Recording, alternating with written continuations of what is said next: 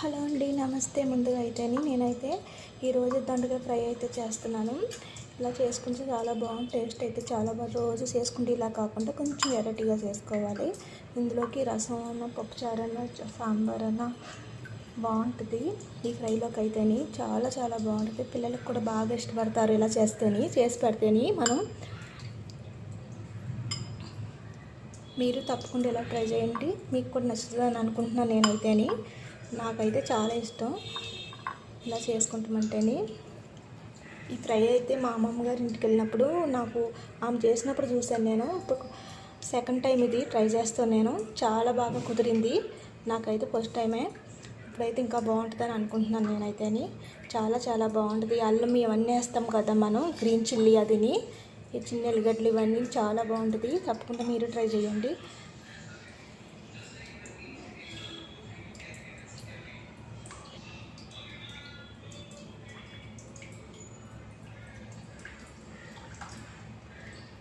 Fry అయితే ఎలా చేయాలో చూస్తానండి అయితేని.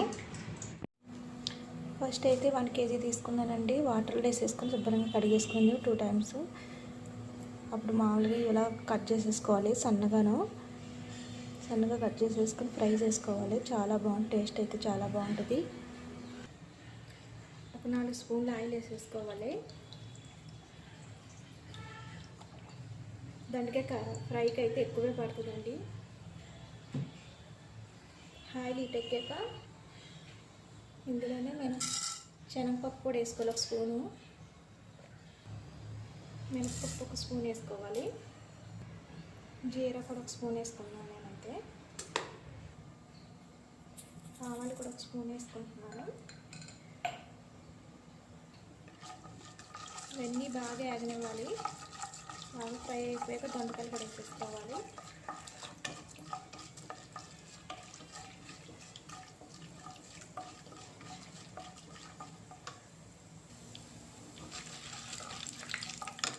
దీంట్లో దొండకాయలు కూడా వేసేసుకోవాలి.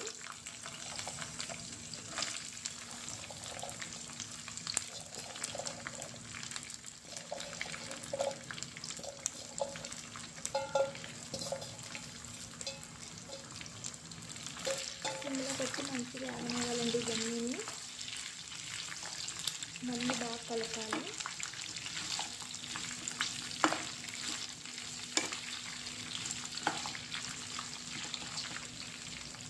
ఇందులో పసుపు కూడా వేసేసుకుంటున్నాను.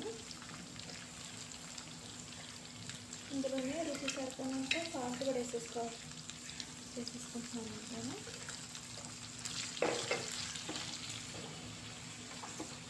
ఇవన్నీ బాగా కలిపేసుకొని ఎంత బాగా వేస్తే అంత బాగుంటుంది. దొండకాయ ఫ్రై అయితేనే చాలా టేస్టీగా ఉంటుంది.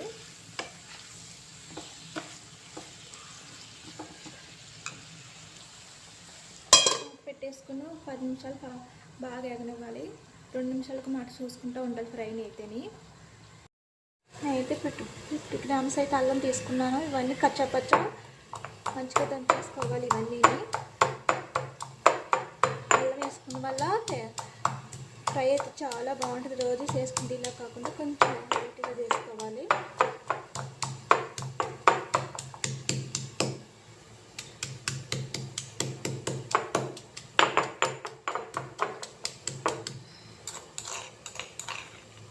తీసేసుకొని పక్కన పెట్టేసుకొని దీని తర్వాత మిక్సీ వేసుకొని కచ్చపచ్చ సేమ్ దీంట్లో ఇది ఎలా చేసుకున్నాం అలాగే చేసుకోవాలి. అది కూడా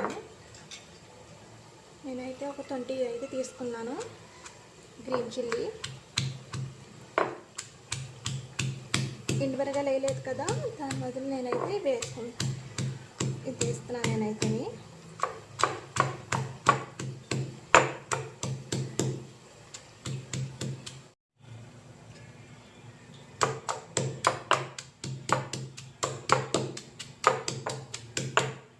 ఇవి కూడా బాగా నలిగిపోయి కదా, ఇవి కూడా తీసుకొని పక్కన పెట్టేసుకొని మరీ పేస్ట్లా చేసేసుకోకూడదు, కచ్చపచ్చ చేసుకోవాలి. ఇవి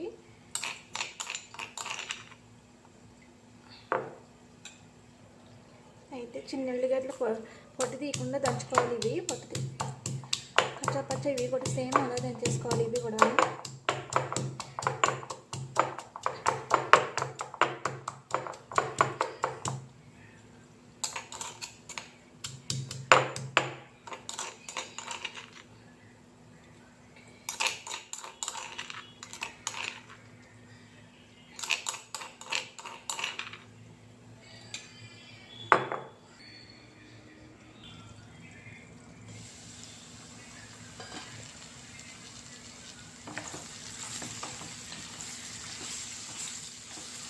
కుక్ అవుతారంటే ఇంకా బాగా అయిపోవాలి. ఇవన్నీ మంచిగా ఫ్రై అయిపోవాలి. ఇవి ఎంత బాగా ఫ్రై అవుతే అంత బాగుంటాయి. సరిగా ఎగలేకపోతే కచ్చా పచ్చ కింద అదొకలాగా తిన్నప్పుడు టేస్ట్ ఉండదు.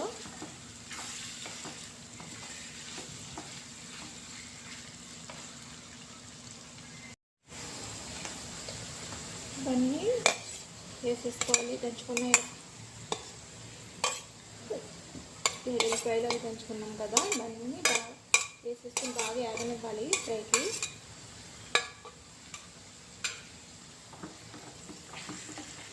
అన్నీ బాగా కలుపుకోవాలి.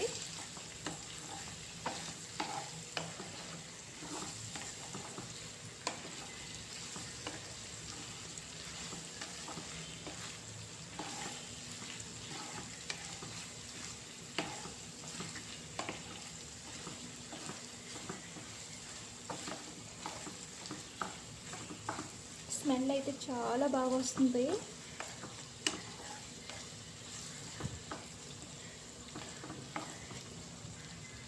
అల్లం వేసాం కదా, టేస్ట్ బాగుంటుంది. 2 నిమిషాలకు యాగనివ్వాలి.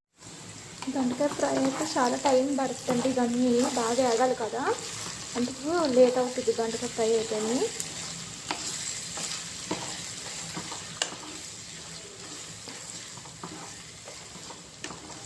ఫ్రై అయితే ఓపికగా చెయ్యాలి, మరీ ఫాస్ట్గా చేయకూడదు ఇది.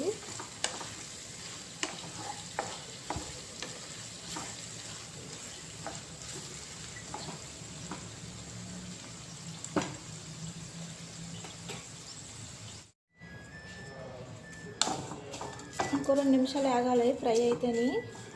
ఇంట్లో కరివేపాకు 2 డబ్బులు కరివేపాకు కూడా వేసేస్తున్నాను. ముందులో వేసుకుంటే కరివేపాకు శుభ్రంగా ఏగిపోయి మాడిపోయినట్టు అవి మంచిగా అనిపించదు ఫ్రైకి అయితేనే. లాస్ట్ వేసుకోవాలి అంతే ఏగాను.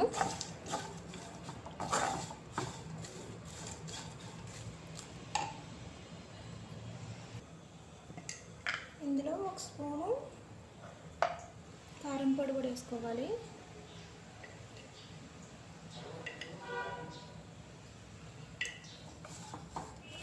దింపే ముందు వేసుకోవాలి ఇవి.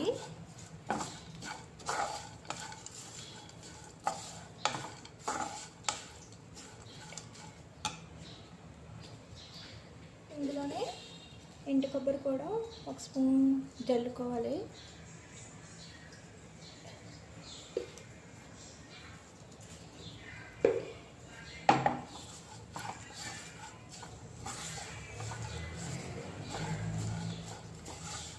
అన్నీ బాగా కలిపి మంచిగా కలగాలి. ఇదంతాను కారం అది బాగా వేగాలి.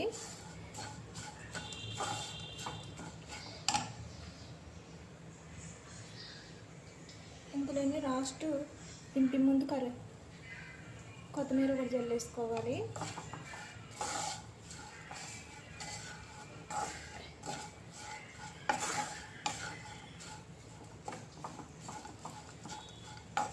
ఫ్రై అయితే అయిపోయింది. స్టవ్ బంద్ చేసేస్తున్నాను.